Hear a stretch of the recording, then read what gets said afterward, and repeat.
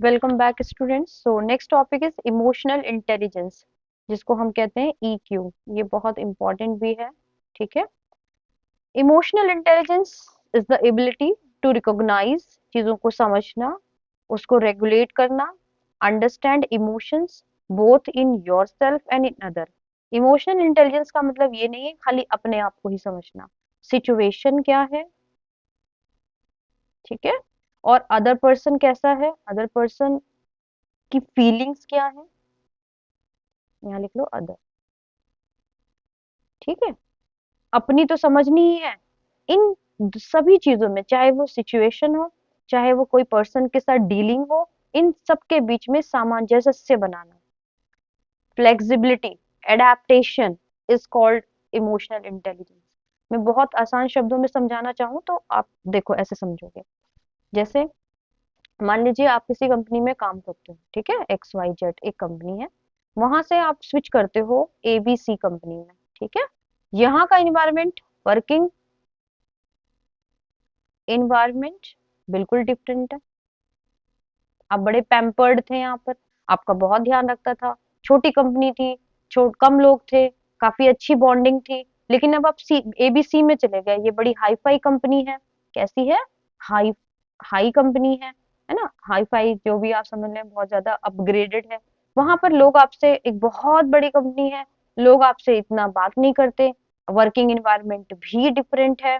अब उस केस में जाके जो इमोशनल इंटेलिजेंट स्टूडेंट होगा या कैंडिडेट होगा, वो कैंडिडेट उसमें अडॉप्ट कर लेगा अपने आप, धीरे धीरे चीजों को ऑब्जर्व करेगा, ऑब्जर्व करके अपने आप को भी, अगर स्किल की कमी है, स्किल्ड करेगा, और उस सिचुएशन में अपने आप को बैलेंस कर लेगा। And that person is called emotional intelligent. ये समझना, ये मैंने आपको सारी चीजें समझा दी बहुत इजी वर्ड्स में। चलिए अब देखिए कुछ बताना चाह रहे हैं। हाई इमोशनल इंटेलिजेंस हेल्प, जिसकी हाई इमोशनल इंटेलिजेंस है, वो क्या क्या आपके लिए हेल्पफुल है? Connect with others, build empathetic connection, ये मैं बता ही चुकी हूँ। एम्पैथी क्या होती है? दूसरे की फीलिंग को समझना, इंटेंशनली समझना। नेक्स्ट है communicate effectively, navigate conflict, conflict को मोड़ के फेवरेबल सिचुएशन में ले आना, express your feeling, improve your overall mental health. ठीक है, तो ये आपको मुझे लगता है समझ में आ गया होगा। लेकिन इसमें अभी इतना लिख कर तो नंबर नहीं मिलेगा, इसके लिए हमें ज्यादा लिखना पड़ेगा। तो देखते हैं वो क्या चीज है। यहाँ मैंने कुछ लिखा है, five ways to foster. Foster का मतलब होता है create, nurture, foster your emotional intelligence at workplace. ये आपके लिए बच्चों बहुत इंपॉर्टेंट है। आपकी क्लास हो, आपका कॉलेज हो, आपका वर्क प्लेस हो, वो कौन से 5 तरीके हैं जिससे कि आप उसे देख सकते हो, डेवलप कर सकते हो। देखिए सबसे पहला होता है डेवलप सेल्फ अवेयरनेस। आप पहले तो अपने आप को जानो, आपकी लाइकिंग, आपकी डिसलाइकिंग, आपके लिए इम्पोर्टेंट क्या है, आपका गोल क्या है, आप किस डायरेक्शन में जा रहे हो। So please self awareness is very important. I mean to say, evaluate yourself at daily basis. रोज अपने आप से आप पूछो, क्या आपने जो, आपका जो एक गोल है बड़ा, क्या आप उसकी तरफ करीब जा रहे हो या उससे पीछे हट रहे हो? तो पहली बात तो आपके पास सेल्फ अवेयरनेस होनी चाहिए। नेक्स्ट आता है सेल्फ रेगुलेशन। सेल्फ रेगुलेशन आप इसको कनेक्ट कर सकते हो डिसिप्लिन से। मतलब आपने कोई डिसीजन ले लिया, तो आप उस डिसीजन पर, मतलब ऐसे समझ लो, आप वर्ड और एक्शन दोनों में डिफरेंस कम होना चाहिए, चाहे वो डिसिप्लिन के थ्रू हो या किसी के थ्रू। ठीक है। तो आपने जो बोला है, जैसे आपके शब्द हैं वैसे ही आपके एक्शन, आपका कैरेक्टर होना चाहिए। ठीक है।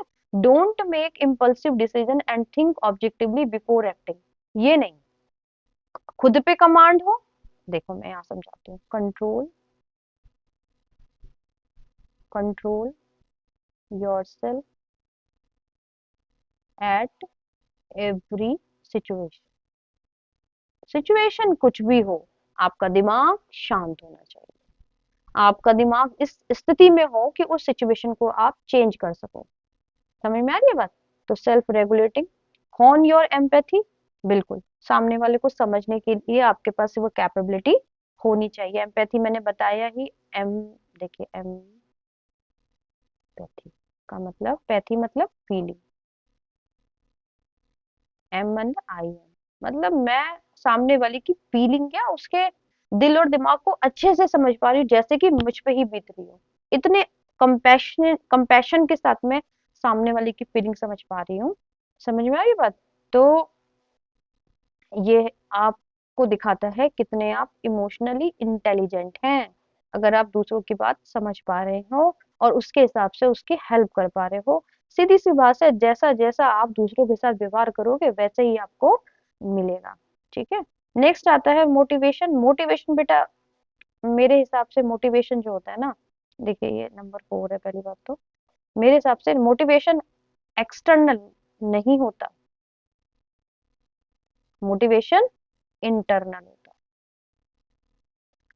जब हम कहते हैं ना कि कोई मोटिवेशनल वीडियो देख लो, जब आपके अंदर एक प्रॉपर कॉज होगा, रीजन होगा कुछ अचीव करने का, आपका गोल क्लियर होगा, तो आपको मोटिवेशन बाहर से नहीं अंदर से ही आएगा, रोज रोज आएगा। वेट नहीं करना पड़ेगा कि कोई मुझे मोटिवेट कर दे, कोई मुझे मोटिवेट कर दे तब मैं कुछ करूंगा, नहीं। मोटिवेशन अंदर से होना चाहिए। वो कब आएगा? जब आपके पास प्रॉपर गोल होगा, उस गोल के साथ इमोशनली आप कनेक्ट होंगे। एक एग्जांपल से समझाती हूँ। मान लीजिए आपकी आर्थिक स्थिति, आपकी फाइनेंशियल कंडीशन बहुत खराब है और आपको पता है कि I can change this situation only by my hard work. अगर मुझे ये कोई भी एक पर्टिकुलर जॉब ये मिल जाए, सपोज आप आईएएस बनना चाहते हैं, आपने इस जॉब पोजीशन को खाली जॉब पोजीशन नहीं, ये आपके सर्वाइवल का एक रीजन है। मतलब आपका डू और डाई ऐसा समझ लो, डू और डाई, जीने और मरने का सवाल हो आपकी ये जॉब, कोई भी जॉब, तो आप इससे इमोशनली कनेक्ट हो। जब आप इससे इमोशनली कनेक्ट हो तो क्या आपको मोटिवेशन की चाहिए? आपको पता है कि मैं अगर नहीं पढ़ूंगा लिखूंगा, मैं हार्ड वर्क नहीं करूंगा तो सोसाइटी में मेरा कुछ नहीं होने वाला, मेरा फ्यूचर जीरो है।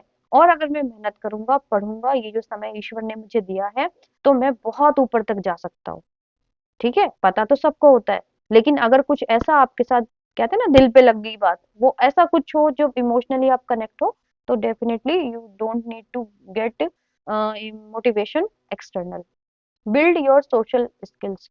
सोशल स्किल्स का मतलब होता है लोगों से आप प्रॉपर तरीके से बात कर पा रहे हो, कनेक्शन बना पा रहे हो, है ना?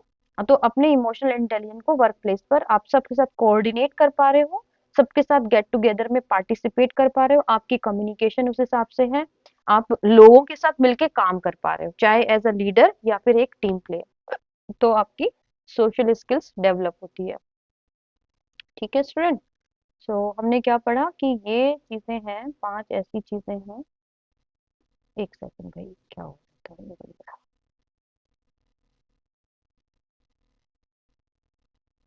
ये कुछ ऐसे वेज हैं जिनसे आप इमोशनल इंटेलिजेंस को क्रिएट कर सकते हो, डेवलप कर सकते हो अपने वर्क प्लेस पर।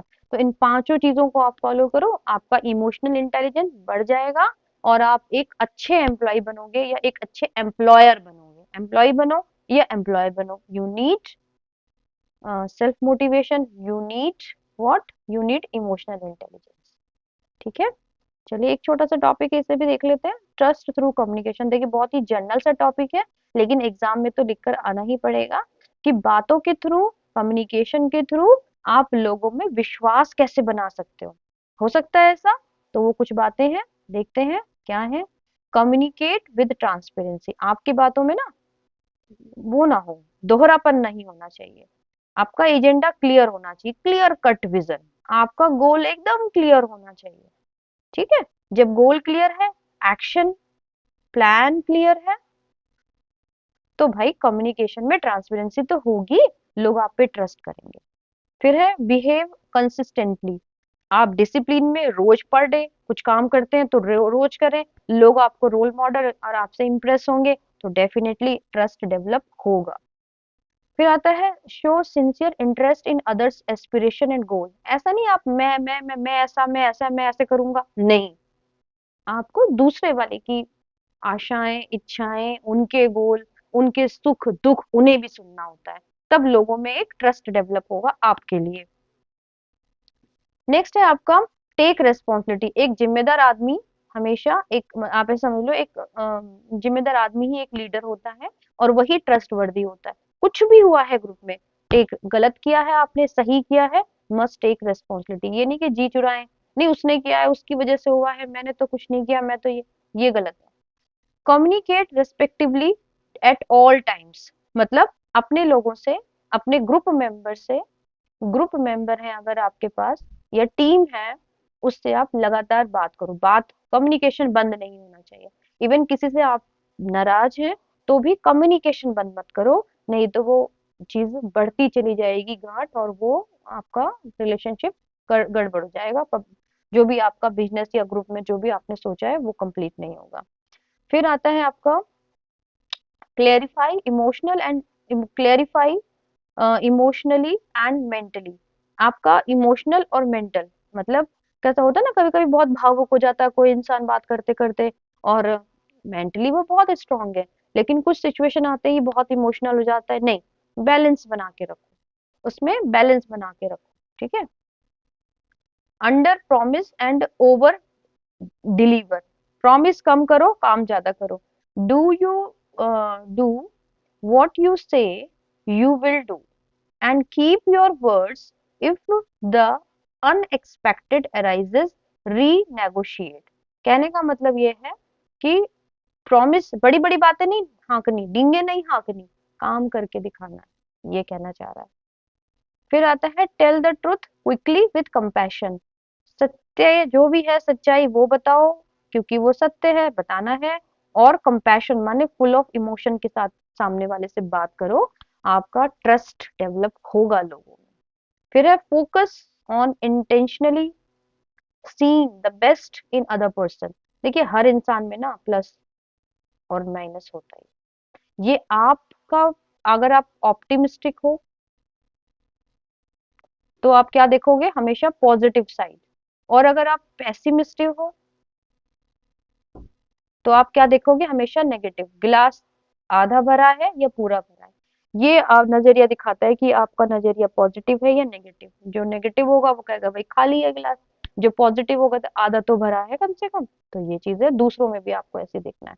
Ask for and receive feedback, this is very important process for improvement.